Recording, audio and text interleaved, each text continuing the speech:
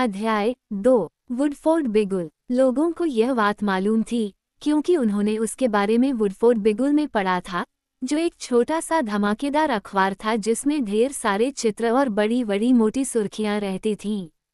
कहा जाए तो उसकी एक अजीबोगरीब आदत कुछ शब्दों को बड़े बड़े चौकोर अक्षरों में छापने की भी थी जिससे वे ऐसे नजर आते थे। शायद उनका ख्याल था कि उनके पाठक इतने व्यस्त थे कि अखबार को धीरे धीरे नहीं पढ़ पाते थे और इसलिए खास खास शब्दों पर नज़र दौड़ाकर उन्हें बात मोटा मोटी समझ में आ जाएगी। शायद वे सोचते थे कि पाठकों की नज़र कमज़ोर थी। शायद उनका ये भी अनुमान था कि उनके पाठक थोड़े मंद थे। कारण जो भी हो, उस सुबह की सुर्खी थी करोड़पति संगीतकार की वुडफोर्ड घर वापसी। और फिर छोटे अक्षरों में छपा था, देखिए पृष्ठ 2, 3, 4, 5, 6 और 7। इससे और किसी खबर के लिए जगह नहीं बची थी, जो खेदजनक था क्योंकि उस समय बहुत सी महत्वपूर्ण मगर सनसनीरहित चीजें घटित हो रही थीं। वर्षों बाहर रहने के बाद अखबार के पहले पन्ने पर छपा था, पियानो वादक वॉनी वेरिंगटन आखिरकार वुडफोर्ड में रहने के लिए आ रहा है। अगर आप बुरा ना माने तो मैं यहाँ से आगे मोटे अक्षरों का इस्तेमाल करना बंद कर दूंगा। आप शायद व्यस्त नहीं हैं और मुझे यकीन है कि आप मंद नहीं हैं और भले ही आपकी नज़र कमज़ोर हो, मेरी तो भयंकर है। मुझे शक है कि मोटे अक्षर मदद करेंगे। करोड़पति वॉनी ने, जो जैस्पर जेलिट से भी ज़्यादा अमीर है, बलूत निवास खरीद लिया है और किसी भी दिन उसके वहीं आने की उम्मीद है। वाल गंधर्व वॉनी ने जब वुडफोर्ड छोड़ा तब उसकी उम्र सिर्फ 5 साल थी। पियानो का जादू जगाने वाले जमूरे ने फिर दुनिया को सुरों की अपनी महारत से मगन करना जारी रखा। अब 60 से भी ज्यादा वर्ष बाद वह फिर यहाँ रहने आ रहा है। और कौन उससे मीन मेख निकाल सकता है भला। झाड़े रहो वॉनी, स्वागत है तुम्हारा। उसके ऊपर 2 बड़े चित्र थे। पहले में एक भारी भरकम गरांडील काले पियानो की बगल में एक पतला दुबला, कुछ घबराया हुआ नन्हा-सा बच्चा दिखाई दे रहा था। नीचे लिखा था, सुरों का चपल सुजान 6 वर्षीय वॉनी। दूसरी फोटो में एक भारी भरकम गरांडील काले पियानो की बगल में मुलायम खिचड़ी बालों वाला एक पतला दुबला, घबराया हुआ सा बुजुर्ग आदमी नजर आ रहा था। अब भी मुस्तैद। नीचे लिखा था, पिछले हफ्ते न्यूयॉर्क की वाहवाही बटोरता वॉनी।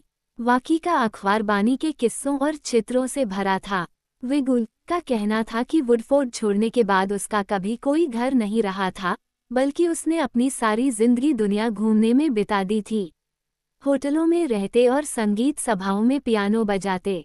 उन किस्सों में उसके अरबों खरबों रिकॉर्डों की बिक्री के बारे में बताया गया था और इस बारे में भी कि जब संगीत सभा के टिकट कम पड़ गए थे तो कैसे टिकट खिड़कियों पर धिशूम धिशूम भी होती रही थी। उनमें बताया गया था कि बचपन में वह कितना शर्मीला और खामोश हुआ करता था और कैसे वह कभी नहीं बदला था। इसके साथ ही लंदन और टोक्यो और सिडनी और पेरिस में ली गई उसकी तस्वीरें छपी थीं। सांप की कुन्नियों की कसम, मुझसे भी अमीर। जैस्पर जेलिट अपना सुर्ख सिल्क का नाइट सूट पहने बिस्तर में बैठे बैठे अखबार पढ़ रहा था और एक नर्म उबले अंडे के साथ खिलौने फौजियों की शक्ल की सिनकी हुई डबल रोटी खा रहा था, जो उसका मंगलवार की सुबह का नाश्ता था।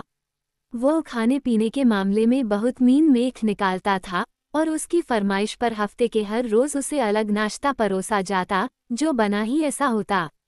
मुझसे भी ज्यादा अमीर, वो इतनी जोर से चिल्लाया कि उसने अपने दोनों एल्सेशियन कुत्तों आदमखोर और बुचिया को जगा दिया, जो पलंग के पैताने अपनी टोकरी में झपकी ले रहे थे। अब कौन सा कहर टूट पड़ा। उन्होंने झुंझला कर सोचा, ऐसा हल्ला मचाने की क्या जरूरत है। जैस्पर ने अपने बारे में खबरों को तलाशते हुए तूफान की तरह अखबार के पन्ने पलटे। हमेशा कुछ न कुछ जरूर होता था। उसकी हैरत अंगेज पार्टियों के बाद अगली सुबह पन्ने दर पन्ने चित्र छपे होते, जिनमें से हर एक में जैस्पर मौजूद होता, और खबरें जिनमें मेहमान बताते कि कैसे वे अपनी पूरी जिंदगी में इससे बेहतरीन किसी और पार्टी में नहीं गए थे और कैसे जैस्पर से ज्यादा अद्भुत किसी और आदमी से वे नहीं मिले थे। अक्सर वह लोगों का ध्यान अपनी तरफ खींचने के लिए कोई न कोई स्टंट करता। एक दिन मिसाल के लिए उसने दुकान से सारे के सारे वुडफोर्ड मलाईदार चॉकलेट खरीद लिए। ये पहली बार था कि किसी एक व्यक्ति ने इतने सारे चॉकलेट खरीदे थे और वह भी एक बार में। अगले दिन वुडफोर्ड बिगुल इसकी खबरों से भरा हुआ था। उसके अपने खाने के लिए वे ज़रूरत से कहीं कहीं ज्यादा थे और उसने उनमें से कुछ आदमखोर और बुचिया को भी खिला दिए, हालांकि उसे मालूम था कि कुत्तों को कभी चॉकलेट नहीं खिलाने चाहिए। उसे यह जानने की उत्सुकता थी कि इससे उनकी तबीयत कितनी खराब होगी। बेशक बहुत खराब हो गई थी, लेकिन आज उसके बारे में अखबार में कुछ नहीं था, कुछ भी नहीं। हर खबर वॉनी वेरिंगटन के बारे में थी। अब इसे क्या हो गया? आदमखोर ने हैरत से विचारा। इसके चेहरे का रंग इसके नाइट सूट जैसा हो गया है, बुचिया ने सोचा। जैस्पर ने अखबार एक तरफ पटका और सिनके हुए खिलौना फौजियों को तितर बितर करते हुए कूदकर बिस्तर से बाहर आया।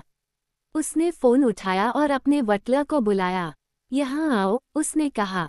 जैस्पर कृपया या धन्यवाद या फिर हेलो कहने के ब्योरों में विरले ही सिर खपाता था। यहाँ आओ फौरन। तुम्हें वुडफोर्ड के लोगों द्वारा देखी गई अब तक की सबसे बड़ी और उम्दा, सबसे हैरत अंगेज और अद्भुत पार्टी की योजना बनाने में मेरी मदद करनी है। आदमखोर और चुचिया ने विस्मय भरी खींच से एक दूसरे को देखा। लो, उन्होंने सोचा, गाय भैंस फिर से पानी में। इस बीच बलूत निवास पर बानी वेरिंगटन खामोशी से अपने नए घर में दाखिल हो रहा था।